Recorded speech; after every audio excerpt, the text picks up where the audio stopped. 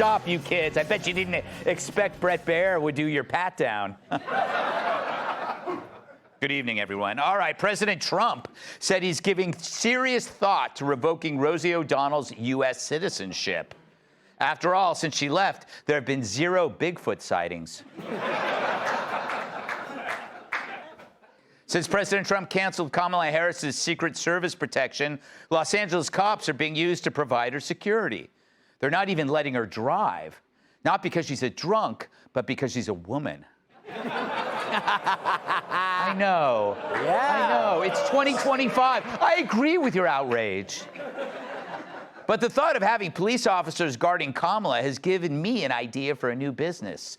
A donut shop that sells wine.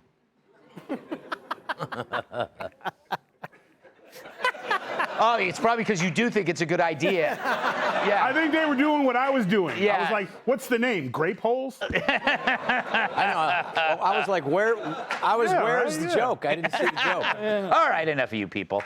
A hot mic caught Vlad Putin and President Xi brainstorming on how they can live to 150 using organ transplants. God, I hate hot mics. That's why I never got along with Michelle Obama. Hey.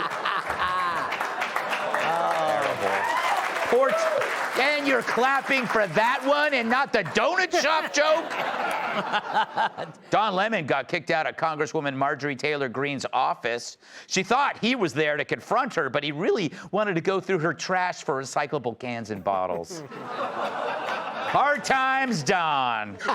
That's what they call him. After meeting with alleged Epstein victims, Nancy Mace now wants Prince Andrew in handcuffs, which is nuts since that would only turn him on.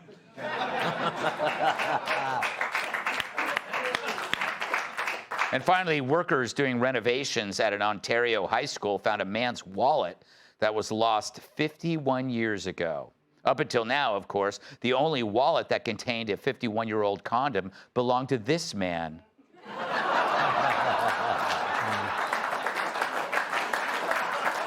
All right. Monologue. So in case you've forgotten, the world sucks. That's it. Good night, everybody. Well said. Take the UK. They arrested comedian Graham Linehan for making so-called anti-trans social media posts. True, in the UK, knowing the difference between boys and girls can send you to jail. And speaking your mind can get you cuffed. Did you know that British police make up to 30 arrests a day for offensive online messages? Thousands of people detained for messages that cause annoyance, inconvenience, or anxiety to others. Imagine that happening here. If I could throw everybody who annoys me in jail, there'd be nobody left to make this show. Meanwhile, as Brits lock up comics for words, they allowed statistic grooming gangs to flourish. You can rape women, but you can't insult the rapists. Like in Germany, where a woman was jailed for calling a rapist in her town a disgraceful pig. The court found that she defamed him. Meanwhile, the perp got 0 jail time. Their defamation laws are so strict you can be fined or jailed for calling someone an idiot. If we had that law just based on my conversations with Jesse, I'd be on death row. In France, migrant riots are so routine that in Paris hotels, instead of putting a mint on your pillow, they leave you a bottle of pepper spray. Even Switzerland is seeing migrant riots, and that's a country where the most dangerous thing is getting clubbed by a large Toblerone. And then there's Canada, where an Ontario man was charged with assault after using a knife to defend his own home against an intruder. Yeah, so what was he supposed to do? Leave his car keys at the door? I'm not kidding. To prevent the possibility of being attacked in your home, leave your fobs at your front door. Because they're breaking into your home to steal your car. They don't want anything else. All right. I know, but he can't hear you, so it's... But great. What's next? Should we sleep with the bedroom door open with our ass high up in the air?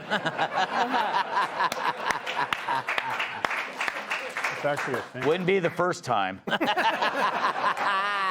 Canada, man, I thought you bottomed out with Drake. So why did I spend all this precious time on countries that wish they were us? Because we were well on our way to becoming them. Yeah. Prior to Trump, Joe Biden made decline something his party aspired to. Decline was what America deserved. By opening the borders to everyone, he turned surrender into a policy, replacing our own flag with a white one. So it became a question of will. Do you try to stop the obvious decline or continue oppressing our own citizens while giving invaders anything and everything they want?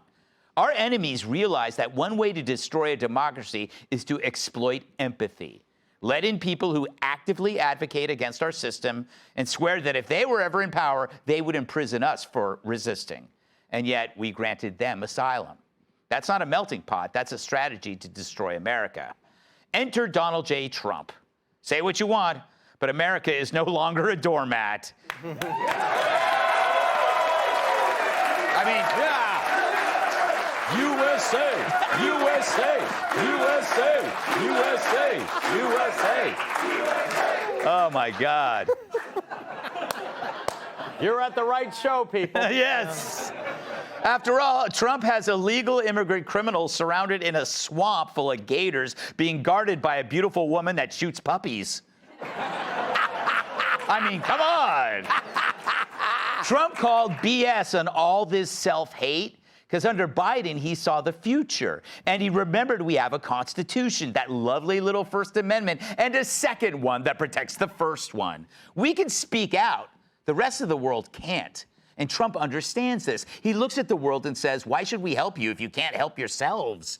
Why should America play cleanup crew for countries that punish victims, handcuff comedians, and lecture us about fascism? America ain't perfect, but we don't arrest people for jokes or jail homeowners for protecting themselves or fine women for insulting their rapists or celebrate soccer. Yeah.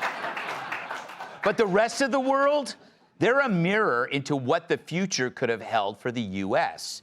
And Trump smashed that mirror. And in the shards, you can see exactly what he saved us from. A future of censorship, weakness, and surrender. It's funny. Normally, smashing a mirror gives you 7 years bad luck. But in this case, it's the break we've all been looking for.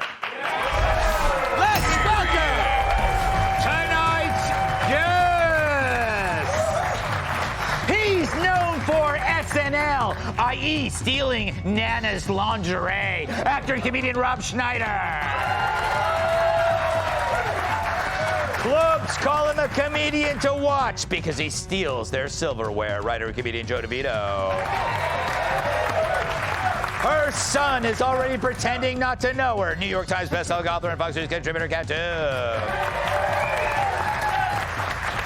And the only time he's PC is when he's punishing chumps. New York Times bestselling author, comedian, and former NWA world champion.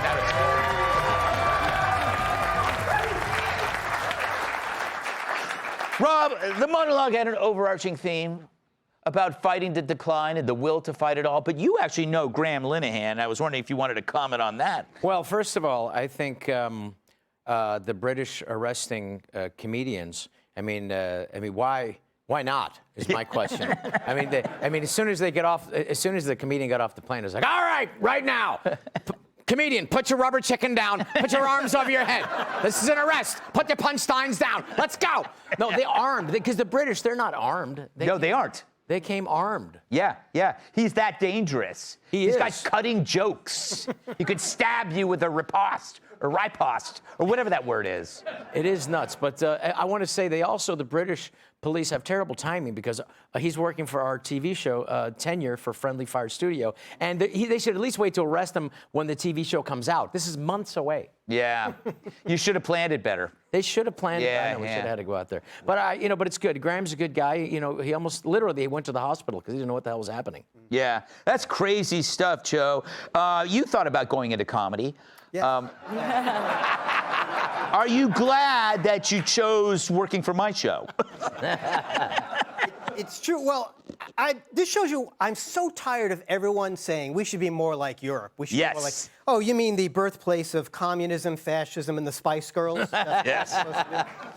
This is how bad it's gotten over there, where we're actually saying, hey, Germans, can you crack down a little bit? Yeah. History has not shown that's a popular opinion, but that's how crazy it is over there. And Keir Starmer, who is the Prime Minister of England, they had this huge problem with these migrant gangs raping children and women. And he put out an impassioned tweet the other day saying he'll stop at nothing to make sure that young people don't drink energy drinks. Yes. That's what he's focused on, and they could probably use the caffeine to run away from these perverts that he's not protecting them from. Yeah, and why? And the thing you got to understand, why were these gangs excused? Because they were Muslims. If they were any other kind of gang, it would have been different, but they didn't want to be Islamophobic, so rape away. Yeah, it's awful. And it shows why in the U.S. that our first two amendments, one is you can say what you want, and the second one is if you try to stop us from doing that, we can shoot back. Yes. Sometimes I use the second one first. Kat, does all this come down to basically a simple choice? It's like either you accept decline or you fight back? Because I mean, I felt that way under Biden, that we were like, well, you know, we had a good run, you know? And then Trump comes in and goes, I'm not done running. Well, I mean, I think that it depends on what issue you're talking about. If you're talking about the border, I think, do you not remember that towards the end when the Democrats started talking about it being a problem? Yeah. Towards the end when their messaging wasn't working? Yeah. Kind of a last-ditch effort. They were kind of like, well, look how bad it is over there. So, but I think particularly when it comes to the speech issue, I really hope that everyone's paying attention to this and what's going on over there, because it makes the slippery slope argument about speech here not just a slippery slope argument anymore. People think that that's a weak argument sometimes. Oh, just because it could happen, it could happen. It's like, no, this is what does happen, and this is what will happen if we give an inch on this issue, to have that to point to. Because that's exactly what would happen here if we gave them an inch of they get to decide. How do you think it got to that point? Like, what was the thing? What door opened that made this okay? If you open the door at all, if Yeah. you say, hey, okay, free speech is free speech except for hate speech, that sounds great. Yeah. And there have been many times when I have defended the right to speech that was hateful, and people on both sides will get pissed at me depending on what the speech is that I'm not defending the speech itself. I'm saying they have to have a right to say it. Because if you take that right away, then the government is the one who is deciding what is and doesn't, or what does and doesn't count as hate speech, and what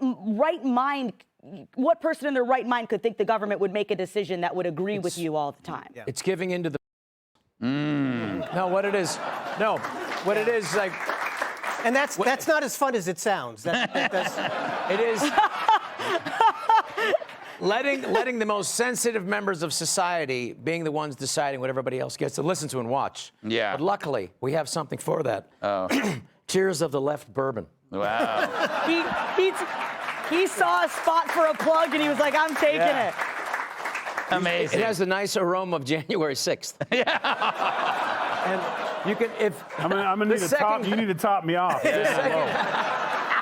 The second glass of it, though, actually, you can actually smell Hillary Clinton's concession speech.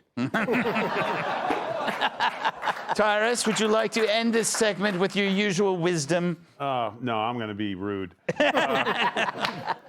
I think we have to, while we're having this conversation, one of the jokes you told about the large, mean woman in Ireland, Rosie O'Donnell, your old buddy. Yeah.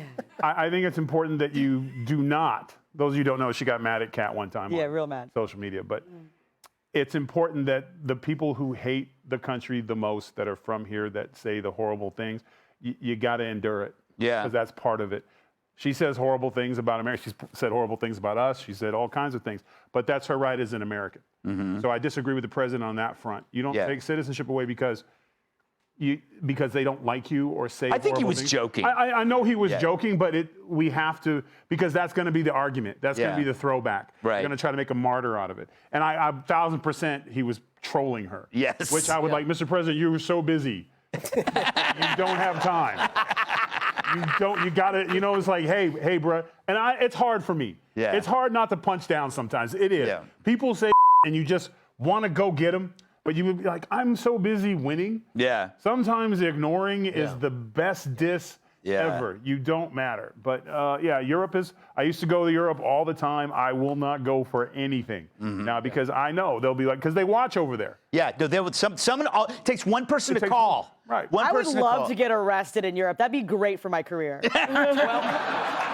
12,000 arrests a year in England, according to the London Times. 12,000 arrests a year. Yeah, that's 30 a day. But they played on the skeletons of people in office to allow these people in. So they figured they were virtuing, but they don't realize they let a cancer in. And then these untouched, they're DEI people who were there for their one thing. To be like, they want to take everything down and bring more people like them. And we succumbed to it. Biden's entire administration was DEI. The VP was DEI. The people who were making decisions were DEI. You know, so, I keep wanting to say dead because of Biden, but it's he just had that's what happened. He has a big thing on his head. Did you see that today? We'll talk about it tomorrow, but he says a huge. Did you see that picture of him? Yeah, they have they put like spackle over it. So it's like No, that's the car battery. That's like.